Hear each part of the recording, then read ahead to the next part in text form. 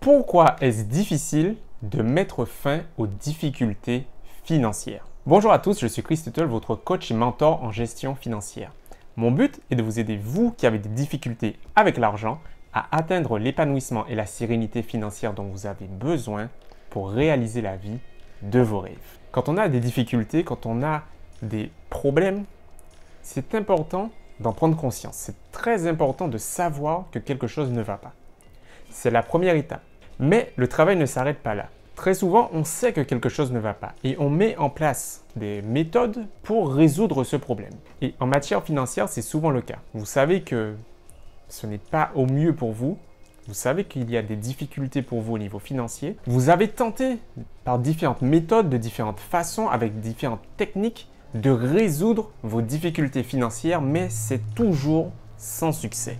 Eh bien, c'est peut-être parce que vous n'avez pas pris le temps d'identifier les obstacles qui vous empêchent d'améliorer votre situation. Ou, voyons les choses sous un autre angle, vous n'avez pas pu identifier les raisons pour lesquelles vous êtes dans ces difficultés financières. Et c'est ce que je veux vous partager aujourd'hui. Mais avant qu'on rentre dans les détails, les amis, si vous souhaitez recevoir plus d'informations concernant la gestion de vos finances personnelles, abonnez-vous à la chaîne si ce n'est toujours pas fait en cliquant sur le bouton s'abonner, le bouton rouge. C'est gratuit et puis pensez également à bien cliquer sur la cloche des notifications qui se trouve juste à côté. Comme ça, vous êtes sûr de ne pas manquer la prochaine vidéo qui sortira. La première cause des difficultés financières, c'est de penser que la situation n'est pas si grave que ça. On a toujours tendance à dire que ce n'est pas si grave, que la situation n'est pas si grave que ça. Vous avez un emploi fixe, vous avez un toit, vous avez une famille, vous êtes plus ou moins en bonne santé. Alors, les choses pourraient être pires, donc il faut être content de ça. C'est vrai qu'il faut être reconnaissant de ce que vous avez. Mais c'est extrêmement important de voir également ce que vous n'avez pas, mais aussi que ça pourrait être pire. En un claquement de doigts, la situation peut changer. Si vous perdez votre emploi, est-ce que vous pourrez supporter ce même train de vie? Je suis quasiment sûr que la réponse est non. Et une perte d'emploi, les amis, on sait parfaitement, surtout à cette période, que ce n'est pas la chose la plus improbable. Bien au contraire, de nombreuses personnes vont faire face à cette difficulté et ça sera vraiment un choc psychologique et un choc financier également et donc émotionnel pour vous et pour toutes les personnes qui sont à votre charge. Alors pensez que la situation n'est pas si grave que ça, qu'elle pourrait être pire, c'est vraiment l'une des plus dangereuses choses que vous pouvez faire. Pensez et n'oubliez surtout pas les amis que le pire peut toujours arriver, ça n'arrive pas qu'aux autres. On a tendance à penser que ça arrive qu'aux autres jusqu'au jour où les autres, mais c'est nous. C'est pour cela qu'il faut toujours se préparer au pire et préparer vos finances, préparer votre portefeuille à ce qui pourrait se passer de pire. Et pour tout vous dire les amis, l'ennemi du mieux, ce n'est pas le pire. L'ennemi du mieux, c'est ça pourrait être pire. Donc tant mieux. Ne pensez surtout pas comme ça les amis parce que vous allez vous complaire dans une situation qui est extrêmement dangereuse pour vous. La deuxième cause, le deuxième obstacle que vous devez pouvoir identifier et que vous allez devoir surmonter, c'est de vous comparer à la moyenne. C'est dans la nature humaine d'avoir des modèles, de prendre quelqu'un ou quelque chose comme repère pour se jauger, savoir si l'on est plus ou moins conforme au reste de la société, au reste de notre environnement. Malheureusement les amis, surtout en ce qui concerne le domaine financier, l'aspect financier, eh bien, c'est vraiment très facile d'être dans la moyenne.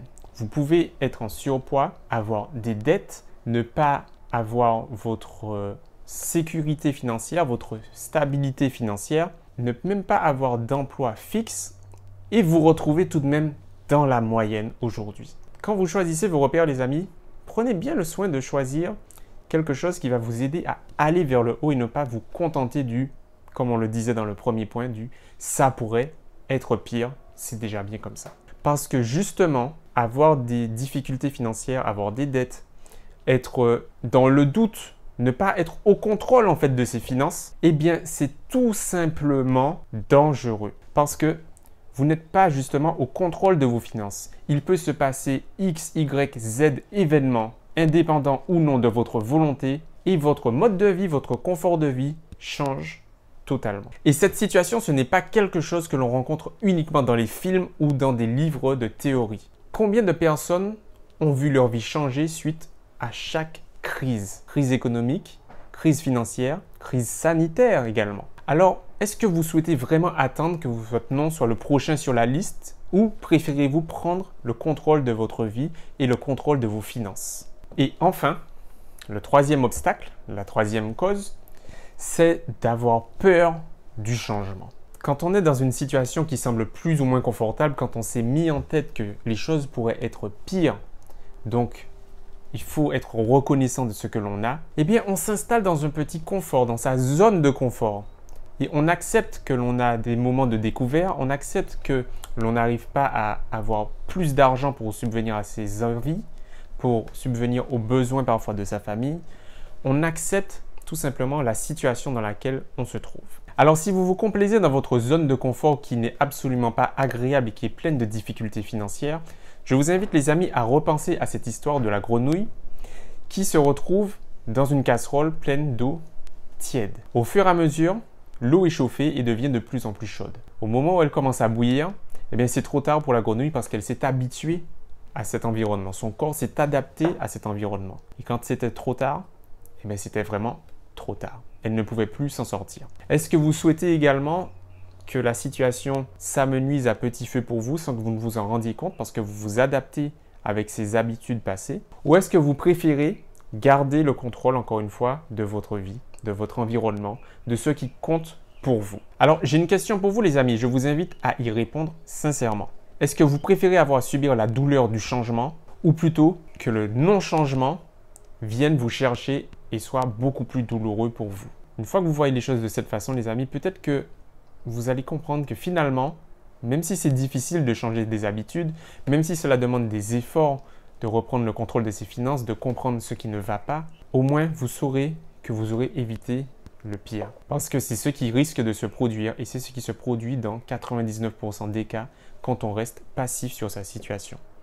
Et encore plus quand il s'agit de sa situation financière parce que, heureusement ou malheureusement, parce que l'argent et les finances ont un rôle central sur tous les aspects de notre vie ou presque. Alors les amis, pour vous accompagner dans ce changement, pour que vous puissiez reprendre le contrôle de votre vie financière, j'ai réalisé un e-book qui s'intitule « 3 raisons pour lesquelles tu n'es pas heureux financièrement ». Et dans cet e-book, je vous partage les 3 principales raisons qui ont fait que jusqu'à maintenant, vous n'avez pas réussi à avoir une approche de l'argent beaucoup plus saine et pour avoir des résultats beaucoup plus efficaces.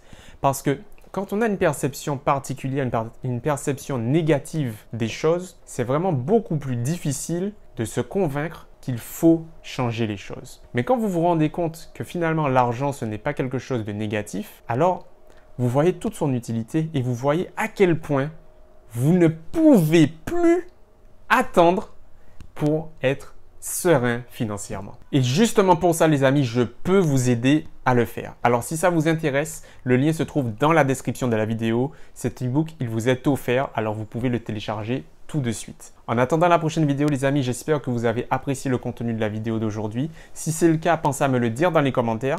Pensez également à laisser un pouce bleu à la vidéo. Ça fait toujours plaisir et ça permet de savoir que vous appréciez le contenu que je vous propose. Et puis, partagez-la également auprès de vous. Je suis sûr qu'elle pourrait intéresser au moins une personne dans votre entourage. Moi, je vous dis à très vite et prenez soin de vous. Bye!